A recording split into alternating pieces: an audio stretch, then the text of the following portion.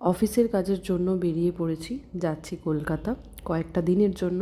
Window সিটে বসার আমার একটা অভ্যেস, আমার খুবই ভালো লাগে। আমি বাইরের প্রকৃতির দৃশ্য দেখতে দেখতে যাব বলে তো জানলাটা খোলা ছিল, আর কি পরিমাণের হাওয়া দিচ্ছিল, মানে দেখতেই পাচ্ছ চুলগুলো একদম এলোমেলো ভূত হয়ে গেছে। গোটা রাস্তাটা আমি ঘুমোতে ঘুমোতে আসলাম, তারপর হঠাৎ চোখ গেল বাইরের দিকে। কলকাতা শহর মানে ব্যস্ত শহর, দেখতেই পাচ্ছ। এটা তো কিছুই না, এরপরে এত ট্রাফিক জ্যাম ছিল, বাবারে বাবা।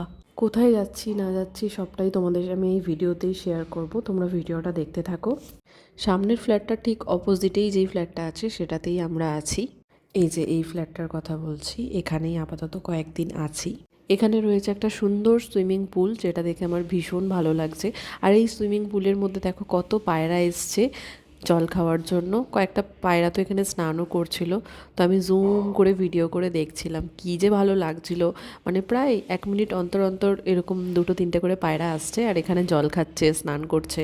আমরা রয়েছি বেহালাতে, আর এখানে একটা কস্তুরি বলে একটা ক্যাফে রেস্টুরেন্ট ছিল, সেখানেই আমরা দুপুরের লাঞ্চটা করতে এসেছি। এতটাই খিদে পেয়েছিল, শুধু গ্রিন স্যালাডটার আমি ভিডিও করতে পেরেছি, আর আমরা খেয়েছিলাম একটা করে থালি, তো সেটা আমি আর ফুটেজ নিতে পারিনি। ফ্ল্যাটের নিচে যেই শপিং মলটা ছিল সেখান থেকে অনেক কিছু কেনাকাটা করা হয়েছে এখন।